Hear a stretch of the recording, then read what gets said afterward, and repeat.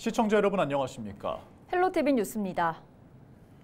인천 아파트에서 발생한 전기차 화재 이후 지하주차장 전기차 충전에 대한 시민들의 불안감이 높아졌습니다. 당장 행정에서도 관련 사업 계획을 보완하거나 대폭 수정하는 일이 늘었는데요. 부천시도 속도를 내고 있습니다. 이정하 기자의 보도입니다. 부천시 의회 앞 지상주차장. 일반 차량 위주였던 이 주차장은 최근 공사를 거쳐 전기차 충전소로 탈바꿈했습니다. 사용 전 검사 단계가 마무리되면 이달 말부터 전기차 최대 15대를 동시 충전할 수 있게 됩니다. 반면 부천시청사 지하 2층에 마련된 전기차 충전 구역은 곧 없어집니다. 이르면 내년 4월까지 완속 충전기 10대는 철거하고 급속 충전기는 순차적으로 지상으로 이설할 계획입니다. 관련 조례도 마련했습니다. 지상의 전기 충전 시설을 구비하라고 권고를 할 수가 있고요. 지하 주차장에 주차되어 있는 그런 전기차, 특히나 충전 시설들은 열화상 카메라라든지 최신 화재 예방 시스템을 구축을 해서 그런 그 화재를 사전에 예방할 수 있도록 하는 권고하고 특히나 또 적극적인 지원을 할 예정입니다. 시내버스 4개 회사 차량 300여 대가 이용하는 부천 대장동 버스 공영 차고지.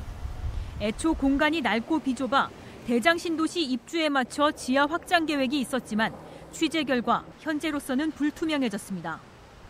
매년 전기버스가 늘면서 새롭게 들어설 지하 공영 차고지에도 충전 설비가 필수가 됐지만 아직 안전을 장담할 수 없기 때문입니다. 배터리가 불이 나면서 이렇게 산소가 계속 발생되거든요. 폭주 현상이라고 하는데 이런 현상 때문에 불 진화가 굉장히 어렵습니다. 전기차의 주차장이나 전기차 충전소는 외부에 설치하는 것이 가장 바람직한 현상이라고 생각합니다. 결국 지하 차고지 계획도 일부 변경될 전망입니다. 부천시 관계자는 현 차고지를 존치하는 방안을 비롯해 지하보다는 지상에 차고지를 두는 것을 협의 중이라며 별개로 확장 여부는 추후 구체화할 예정이라고 밝혔습니다.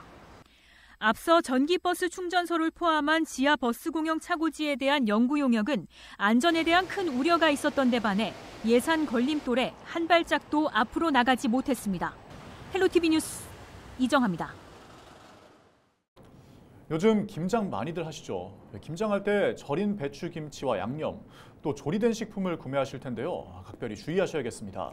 불법으로 김치 양념류를 유통하거나 판매한 이들이 적발됐습니다.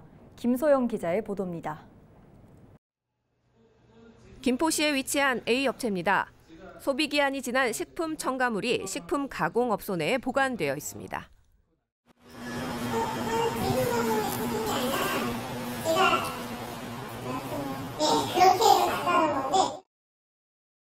소비기한이 경과한 제품을 보관만 하셔도 사실 영업자 준수사항 위반이세요.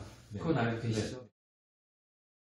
화성시의 또 다른 업체는 판매 목적의 백김치에 소재지와 제조 연월일 등이 표시되어 있지 않습니다.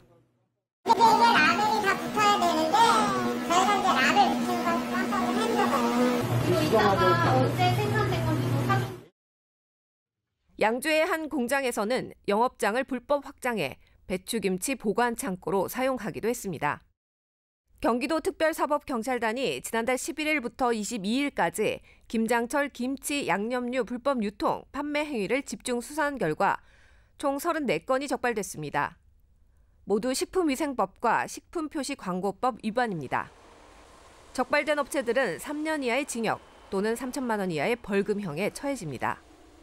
경기도 특별사법경찰단은 도민들이 안심하고 먹을 수 있는 먹거리 조성을 위해 위법 행위가 발생하지 않도록 사전에 예방하겠다라고 말했습니다. 헬로티비 뉴스 김소영입니다. 갑작스러운 비상계엄 사태 이후 분노는 엉뚱한 곳으로도 향했습니다. 윤석열 대통령과 김용현 전 국방부 장관의 모교인 충암고등학교가 돌연 표적이 된 건데요. 교장 선생님은 학교와 학생들을 지켜달라고 호소했고 학생회도 비난을 중단해달라고 요청했습니다. 이세진 기자가 취재했습니다.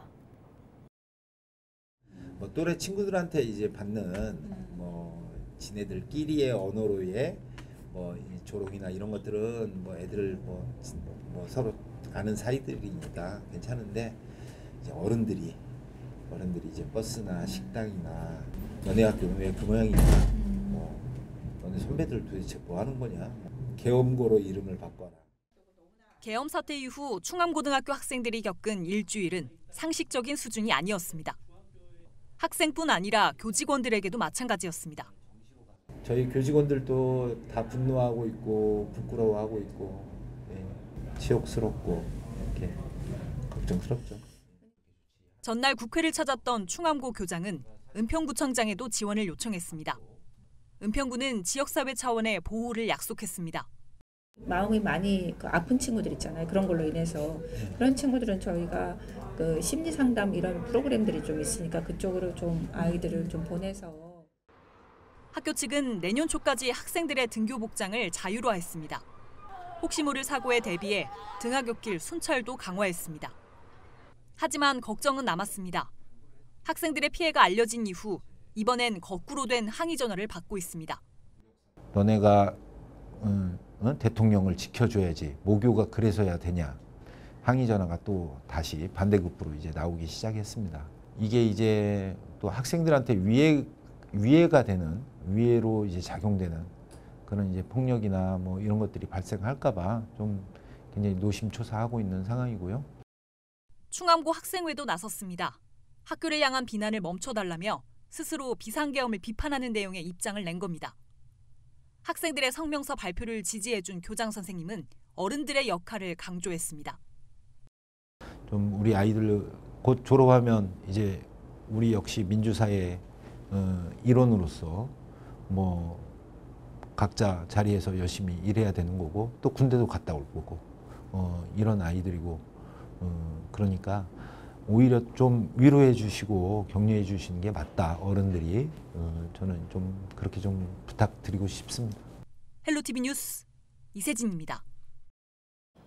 경기도의회 더불어민주당이 윤석열 대통령 탄핵 촉구를 위한 비상 단식 농성과 국민의힘 국회의원 지역구 사무실 앞 1인 시위에 나섰습니다. 더불어민주당은 지난 9일 14시 의원총회를 열고 국민의힘의 탄핵 동참을 촉구하는 성명을 발표하고 위와 같이 결의했습니다. 릴레이 단식 농성은 더불어민주당 광역의회 의원협의회 소속 지방의원도 함께할 예정이며 광교 엘포트 옆 공원 부지에서 13개 조로 편성해 윤석열 대통령 탄핵이 처리될 때까지 24시간 지속한다는 계획입니다. 또 도내 국민의힘 소속 지역구 국회의원이 있는 5개 지역에서 탄핵 동참을 촉구하는 1인 피켓 시위도 진행합니다.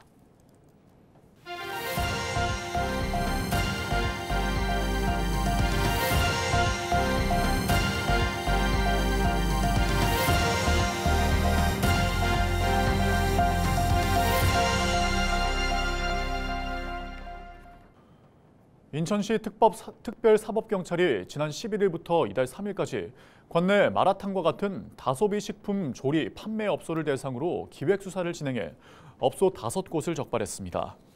단속 결과 식품 보존기준 위반 1건과 소비기한 경과제품 보관 2건, 일반 음식점에서 조리한 식품의 불법 유통, 판매 2건이 식품위생법 위반으로 적발됐습니다. 적발된 업소 중 한 곳은 냉장 보관을 해야 하는 어묵과 치즈 92kg을 냉동 보관해 식품 보존 기준을 위반했고, 또 다른 업소는 소비기한이 8개월 지난 허거소스 140kg을 조리 목적으로 보관한 것으로 드러났습니다. 식품위생법에 따르면 식품의 보존 기준을 위반한 경우 5년 이하의 징역 또는 5천만 원 이하의 벌금을 받을 수 있습니다. 또 소비기한 경과제품을 조리 목적으로 보관하거나 일반 음식점에서 조리한 식품을 불법 유통 판매하는 경우에는 3년 이하의 징역 또는 3천만 원 이하의 벌금을 받을 수 있습니다. 인천시는 이번에 적발된 5개 업소에 대해 관할구청에 행정처분을 요청하고 별도로 입건해 수사 후 검찰에 송치할 예정입니다.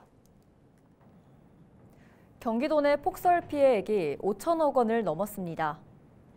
경기도는 피해가 더 있을 것으로 보고 행정안전부 요청을 거쳐 피해 접수를 13일까지 연장했습니다. 경기도가 지난 9일 국가재난관리정보시스템에 시군별로 입력한 피해 액수를 취합하면 공공시설 120억 원, 사유시설 4,648억 원 등 폭설 피해액은 총 4,768억 원입니다. 피해 상황을 세부적으로 보면 14,800여 개 농가가 피해 신고를 했고 비닐하우스 등 농림시설 2,257헥타르, 하회 등 농작물 405헥타르가 피해를 입었습니다.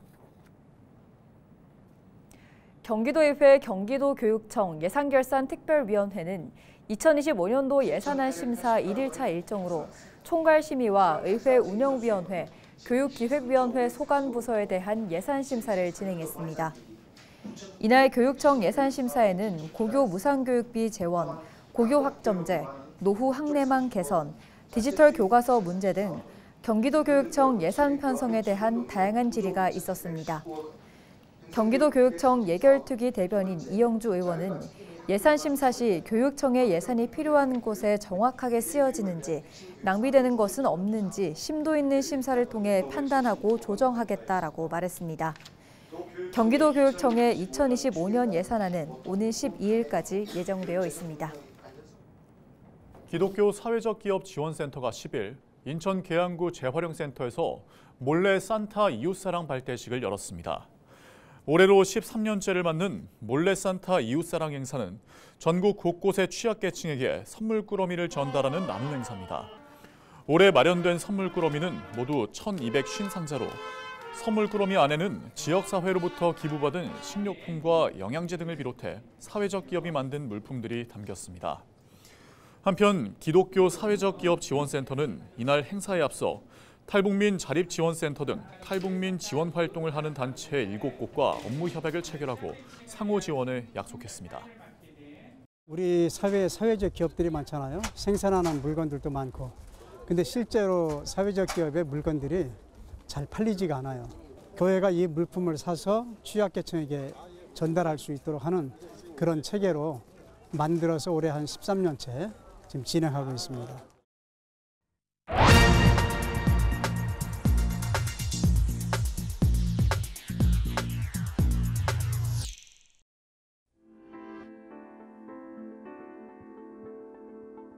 우리나라 미혼 남녀 가운데 결혼을 해야 한다고 생각하는 사람은 남성의 41%, 여성의 경우엔 26%에 불과한 것으로 나타났습니다. 결혼은 필수가 아니라고 생각하는 젊은이들이 그만큼 많다는 얘긴데요. 결혼하지 않을 이유를 물었더니 결혼 자금이 부족해서라는 답이 31%로 가장 많았습니다. 그렇다면 결혼식 비용은 얼마나 들까요? 천차만별이겠지만 한 결혼정보회사의 보고서를 보면 평균 결혼 비용이 3억 500만 원에 육박한다고 합니다. 주택가격 상승으로 신혼집 마련 비용이 80%나 되는 게 가장 큰 문제지만 예식장 비용이 평균 2,150만 원에 스튜디오 촬영과 드레스, 메이크업, 이른바 스드메 비용이 250만 원에서 1,000만 원이라니 결혼할 엄두를 내기 힘든 경우도 있겠죠. 이런 고비용 구조가 비혼 증가와 출산율 저하의 한 요인이라고도 볼 수 있을 겁니다. 그렇다면 어떤 해결 방법이 있을까요? 우선 예식업계의 가격 고지 의무화와 같은 제도적인 개선이 필요할 것입니다. 또 정부는 신혼부부를 위한 주택 지원을 확대하고 저렴한 공공 예식장과 의상 대여 지원 등 실질적인 지원책을 내놓을 필요가 있습니다. 여기에 결혼식 간소화 문화를 확산시키는 건 어떨까요? 결혼식이 거칠에 치중된 보여주기식으로 변질되지 않고 가족과 친구들 앞에서 축복받는 소박한 자리라는 인식이 자리 잡으면 좋을 것 같습니다. 실제로 갤러리를 빌려서 결혼식을 올린 사례도 있습니다. 신랑 신부의 첫 만남부터 결혼 후 계획을 담은 사진과 그림들을 전시한 곳에서 결혼식을 올린 건데요. 비용도 크게 절감하고 그 독특함에 호응을 얻었다고 합니다.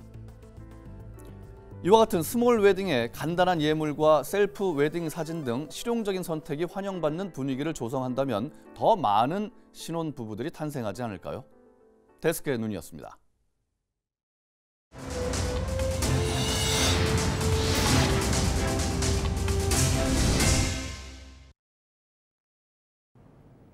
이상으로 뉴스를 마칩니다. 저희는 언제나 지역민 여러분과 함께합니다. 시청해주신 여러분 고맙습니다.